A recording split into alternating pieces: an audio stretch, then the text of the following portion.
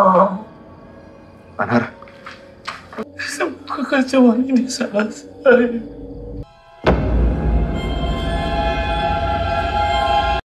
Kisahnya berpusat pada ustadz yang bernama Ahmad. Seorang ustadz yang telah bertahun-tahun melakukan ruqyah untuk membantu orang-orang menghadapi gangguan makhluk gaib. Namun, cobaan paling berat datang setelah iblis mulai mengintai keluarganya sendiri. Ayah nggak bisa pakai untuk keperluan pribadi. Ya bukan gitu ya. Penjualan kita tuh lagi nurun. Yasmin bentar lagi mau masuk SMA. Kita bersabar ya.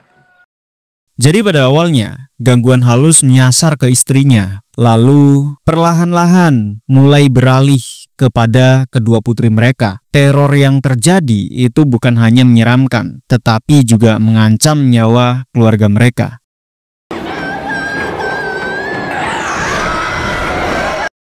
Di tengah krisis spiritual dan psikologis, Ustadz Ahmad harus menghadapi kenyataan bahwa ia harus melakukan ruqyah kepada orang-orang yang paling ia cintai, yaitu keluarganya sendiri. Godaan yang datang nggak hanya dari luar, tetapi juga dari dalam dirinya sendiri. Jadi ketika gangguan semakin kuat, keimanannya itu mulai goyah. Ia mulai mempertanyakan batas kekuatan spiritualnya sebagai seorang ahli ruqyah.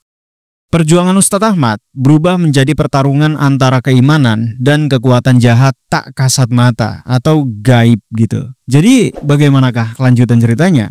Sebelum kita masuk ke dalam pembahasan, halo semua, perkenalkan nama saya Ferlin dan selamat datang di channel Ferlin House.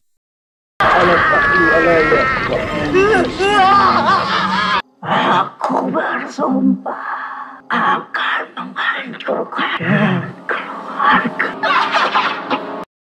Ya, jadi di awal film kita diperlihatkan seorang tahanan pria bernama Ustadz Ahmad. Ia mengisi kesehariannya ini dengan membaca Al-Quran. Dan tak lupa juga, ia juga selalu mengerjakan sholat 5 waktu. Hingga pada suatu hari, si berpenjaga mengatakan jika ada seseorang yang ingin menemuinya.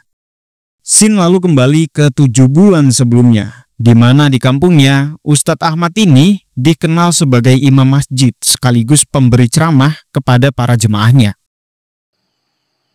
Assalamualaikum warahmatullahi wabarakatuh. Maka aku akan menghalangi umat dan engkau tidak akan mendapatkan mereka. Kehidupannya ini sangatlah sederhana. Ia mempunyai seorang istri yang bernama Sri, serta kedua anaknya yang bernama Naila dan Yasmin. Rezeki sekecil apapun selalu mereka syukuri dengan penuh canda tawa dan bahagia. Maaf ya nak, sarapannya cuma bisa ini dulu. Alhamdulillah nak, masih ada yang bisa dimakan. Ya cobain ya. Bismillah. Hop langsung. Masya Allah. Enak tuh, masih panas. Masya Allah anget. Coba ibu cobain yang panas.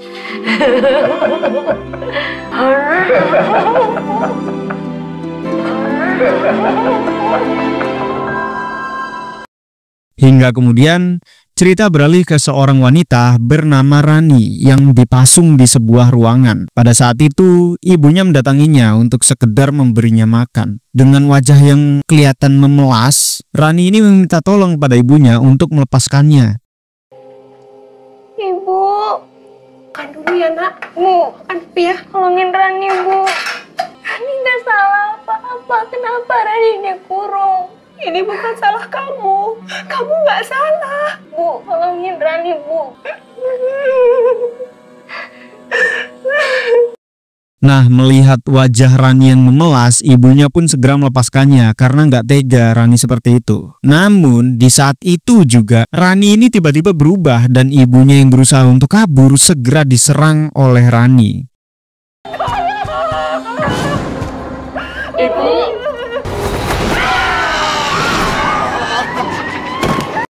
Tapi beruntungnya, ayahnya Rani segera datang bersama Ustadz Ahmad. Dengan keahliannya, Ustadz Ahmad mencoba mengeluarkan iblis yang bersemayam dalam tubuh Rani. Keluar dari tubuh anak ini.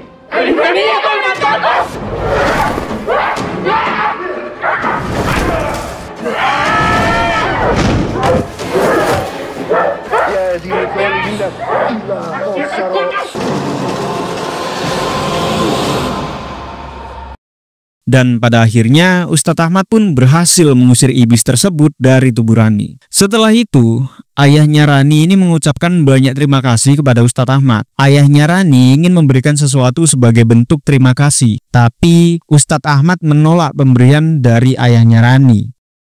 Ya, saya mau ucapin terima kasih banyak Pak Ustadz. Udah nyelamatin anak saya. Sebentar Pak. Saya ada sesuatu buat Pak Ustadz, mohon diterima. Gak usah Pak, saya ikhlas. Lillahi ta'ala. Assalamualaikum. Waalaikumsalam, terima kasih banyak Pak Ustadz. Iya. Ustadz Ahmad memang sering meruqyah orang, sedangkan istrinya juga mempunyai toko busana di pinggir jalan. Setelah itu, Sri mengatakan jika penjualan di tokonya ini sedang sepi. Apalagi kebutuhan semakin hari semakin membesar, mereka ya hanya bisa bersabar menghadapi cobaan tersebut. Hingga pada suatu hari di sekolah, Naila, anaknya si Ustadz Ahmad, itu dirayu oleh temannya yang bernama Farhan, yang ingin mengantarkannya pulang. Tapi dengan halus, Naila ini menolaknya karena mereka bukan muhrim. Lalu pada saat Naila kembali ke kelas, ia tak sengaja bertabrakan dengan Sinta. Hingga ponsel temannya ini terjatuh dan rusak. Aduh, astagfirullah. Mati lagi. Sinta, aku gak sengaja. Aku minta maaf, Sinta. Kamu gak tahu berapa harga HP ini? Aku gak mau tahu ya. Kamu harus ganti handphone ini. Atau kamu urusan dengan polisi. Naila pun membicarakan masalah ini kepada orang tuanya. Ia meminta maaf pada orang tuanya karena telah menyusahkannya. Apalagi harga ponsel itu sekitar belasan juta. Bahkan Sinta mengancam akan melaporkan polisi jika tidak bisa mengganti ponselnya.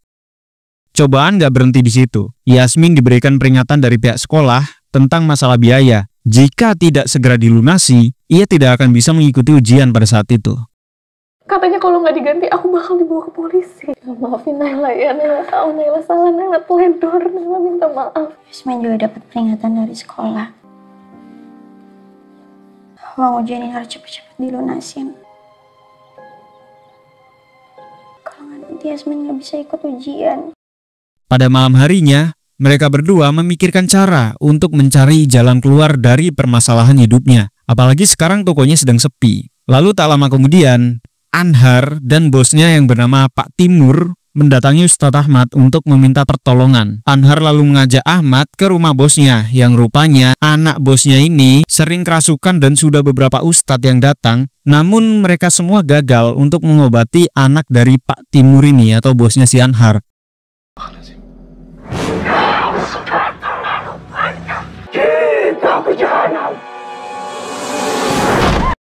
Jadi dengan keahliannya, Ustadz Ahmad melawan iblis yang ada pada anak Pak Timur. Pak Timur dan Anhar segera membantu Ustadz Ahmad. Di saat itu pula, si iblis berkata pada Pak Timur jika dirinya akan menagih janji padanya.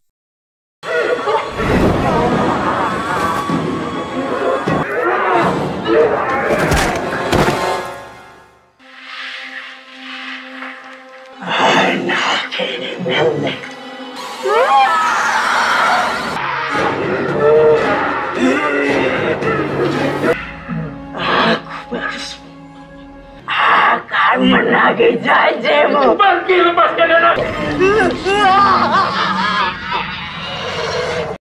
Sebelum benar-benar pergi, si iblis ini berkata pada Ustadz Ahmad jika ia akan menghancurkan keluarganya. Aku akan menghancurkanmu.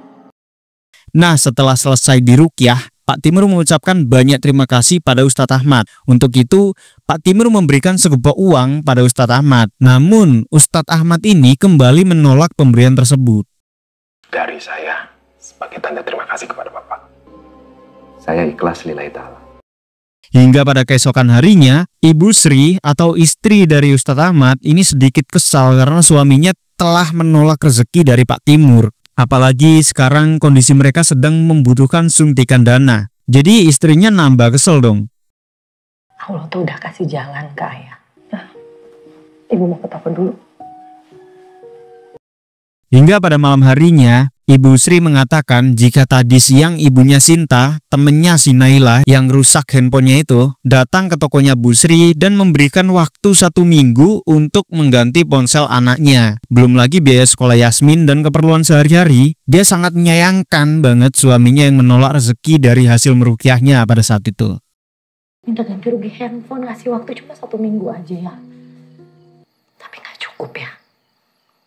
Ayah ngajar ngaji berapa orang? Insya Allah, masalah akan segera selesai, Bu. Kalau ayah bisa nerima uang-uang hasil pemberian yang Rukiah ke ayah. Saat berceramah di masjid, Ustadz Ahmad mengatakan jika iblis akan menyerang sebuah keluarga dari seorang ibu. Nah, hal ini membuatnya menjadi lelah yang bertubi-tubi. Dan di saat dia lelah, iblis akan mengambil rasa bersyukurnya sehingga iman keluarga itu akan rusak lewat pintu seorang ibu. Tak lama kemudian, Ratna, anaknya dari Pak Timur, mendatangi Ibu Sri di rumahnya. Dia mengucapkan banyak terima kasih pada Ustadz Ahmad dan sebelum pulang, Ratna ini memberikan segepok uang pada Ibu Sri atau istrinya Ustadz Ahmad sebagai bentuk ucapan terima kasih. Saya Ratna, Bu, anaknya Pak Timur. Sudah sehat? Iya, makanya saya kesini mau berterima kasih, Bu. Sama-sama, Mbak. Saya mau kasih ini untuk Ibu Sri. Diterima ya, Bu. Tanda terima kasih dari saya dan keluarga. Saya langsung pamit ya, Bu. Terima kasih, Mbak. Ya. Lalu pada keesokan harinya, Ibu Sri membuat banyak masakan untuk keluarganya. Ketika suaminya pulang, Ibu Sri ini berbohong dan mengatakan jika Pak Haji Sanusi telah memborong dagangannya, yang padahal sebenarnya itu uang pemberian dari si Ratna tadi. Masya Allah, banyak banget, Bu. Pak Haji Sanusi sama tim travelnya ngeborong semua baju muslim kita. Ibu izin ya, siang ini mau ngajak ibu-ibu datang ke rumah buat bantuin packing untuk ngurusin pengiriman.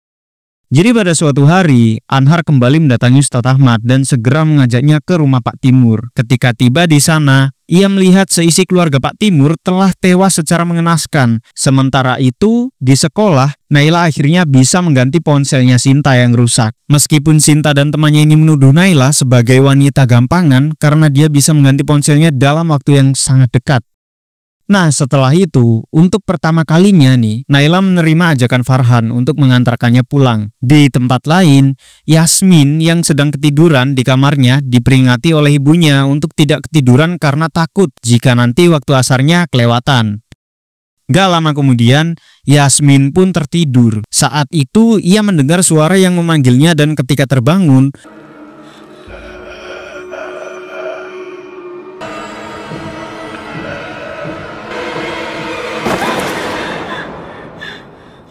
godaan tak berhenti di situ. Bahkan kini si iblis menyeret Yasmin hingga ke ruang tamu. Si iblis ini terus meneror Yasmin dengan tipu dayanya. Dan pada kenyataannya, Yasmin seakan bermimpi dan tetap berada di kamarnya hingga ibunya segera mendatanginya.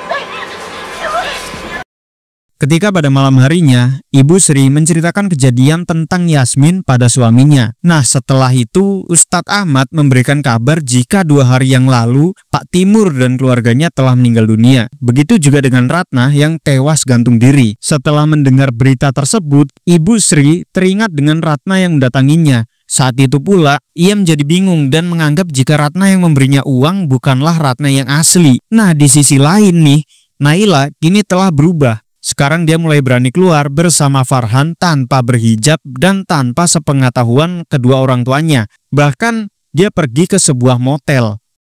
Hingga pada keesokan paginya, iblis ini kembali menghasut Naila dengan pergi ke sekolah tanpa berhijab dan tampil berbeda yang membuat teman-temannya ini heran. Bahkan Naila kini berani melawan Sinta tanpa ada rasa takut sedikit pun.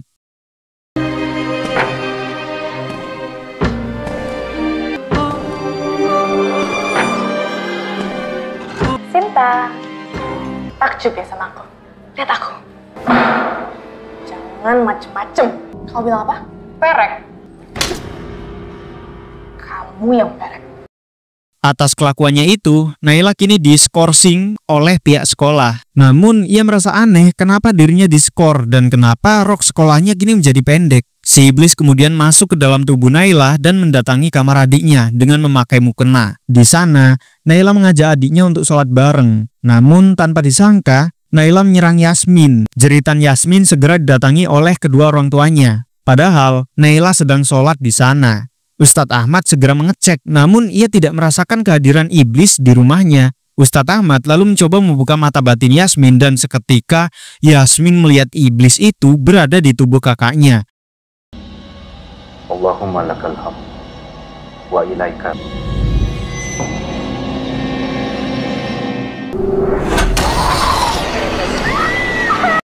Tapi ayahnya seakan tidak percaya dengan perkataan Yasmin. Lalu ia segera menutup kembali mata batin Yasmin. Pada pagi harinya, mereka tidak jadi pergi ke sekolah. Pada hari itu, yang seharusnya Naila itu datang bulan, namun kali ini berbeda. Setelah dicek dan ternyata Naila ini sedang hamil sekarang. Ia kemudian teringat dengan Farhan. Suatu hari, Ustadz Ahmad melihat perbedaan dari kedua anaknya yang tampak tidak seperti biasanya. Nggak hanya itu, sekarang juga istrinya mulai berbeda. Nggak lama kemudian, tetangganya datang untuk meminta bantuan untuk meruqyah anaknya yang sedang kerasukan. Saat meruqyah, si iblis seakan meledek Ustadz Ahmad jika bacaannya sekarang mulai nggak mempan lah. Bahkan si iblis mengatakan jika sekarang doa Ustadz Ahmad sama seperti doanya orang kafir. Tidak didengar lagi. Doamu sekarang sama seperti doa orang-orang kafir. Setelahnya Ustadz Ahmad merenungi perkataan si iblis dan tak lama kemudian seorang tetangganya datang memberikan makanan. Tenang aja Pak, saya beli pakai uang halal. Dia pastikan jika makanan tersebut dibelinya dengan uang halal. Ustadz Ahmad lalu menambahkan jika kita memakan sesuatu dari uang haram, salah satu efeknya adalah doa kita tidak akan diijabah oleh Yang Maha Kuasa. Tak berselang lama kemudian Pak Sanusi pun datang. Ustadz Ahmad lalu menanyakan tentang Pak Sanusi yang telah memborong baju muslim di tokonya. Tapi Pak Sanusi ini mengatakan jika dirinya tidak memborong barang tersebut. Baru pulang dari Mekah, Pak. Enggak Pak, mungkin orang lain Pak. Saya masuk dulu ya, Pak. Nah, pernyataan itu seperti membuatnya tidak percaya. Ustadz Ahmad lalu menanyakan pada istrinya tentang asal-usul uang itu yang sebenarnya. Uang untuk beli HP baru kamu. Dari mana? Jangan diem aja! Sebelum istrinya menjawab, Naila tiba-tiba pingsan pada saat itu juga. Setelah mengistirahatkan Naila di kamarnya, Ibu Sri baru jujur kepada Ustadz Ahmad. Dia meminta maaf karena telah menerima uang itu tanpa sepengetahuan suaminya. Dan Ustadz Ahmad lalu memaafkan kesalahan istrinya itu. Sebelum pergi, ia meminta istri serta Yasmin untuk menjaga kakaknya. Gak lama kemudian, Naila pun sudah sadar. Naila minta maaf kepada ibunya dan mengatakan jika dirinya kini sedang hamil. Ternyata, gara-gara uang tersebut, iblis dengan mudah masuk dan merusak sebuah keluarga lewat pintu seorang ibu. Sementara itu, Ustadz Ahmad yang tiba di rumah Pak Anhar dikagetkan dengan penghuni rumah yang telah tewas secara mengenaskan. Beruntungnya Pak Anhar masih bisa tersadar.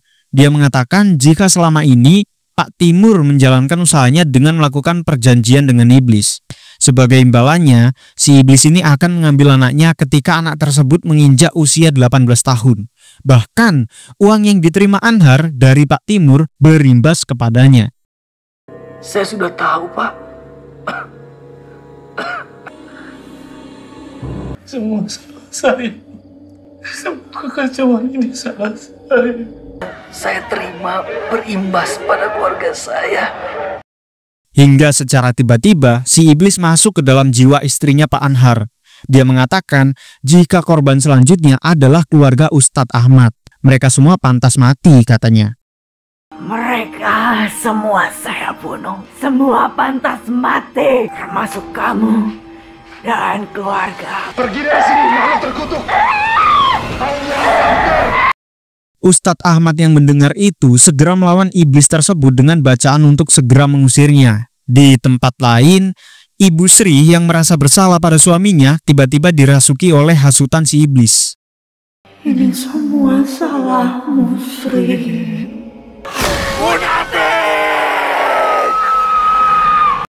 Naila dan Yasmin yang mendengar jeritan ibunya segera pergi untuk mendatanginya. Ini adalah hari kematian kalian.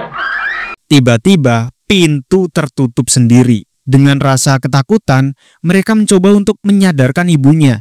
Di hadapan Yasmin, Ibu Sri membunuh Naila serta janin yang berada dalam kandungannya. Ibu Sri lalu mendekati Yasmin dan mengatakan jika Yasmin tidak akan mati hari ini.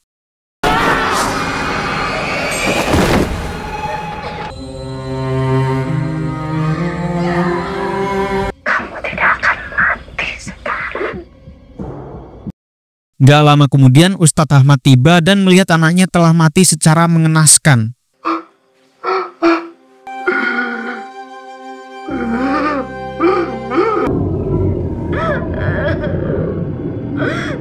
Ustadz Ahmad yang sudah terbawa emosi mencoba membunuh si iblis yang merasuki tubuh istrinya. Namun, kenyataannya dia telah membunuh istrinya sendiri.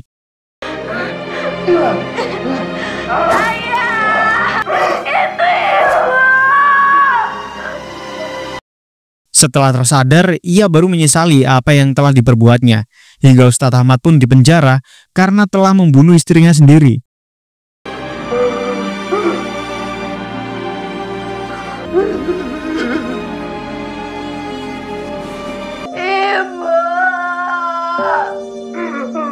Melakukan pembunuhan divonis 20 tahun penjara. Kembali ke masa sekarang, kini tinggal Ustadz Ahmad dan Yasmin yang masih selamat. Meski Ustadz Ahmad harus dipenjara, kini Yasmin tengah beranjak SMA. Di dalam penjara, ayahnya meminta maaf karena kesalahannya. Kini keluarganya hancur dan Yasmin menjadi hidup sendirian. Mereka pun saling mengingatkan untuk tetap bertawakal pada Yang Maha Kuasa. Dan saat kembali ke sel, rupanya si iblis masuk ke tubuh Yasmin. Dia mengatakan bagaimana rasanya hancur dan kalah. Dan akhirnya film pun selesai. Gimana rasanya hancur dan kalah?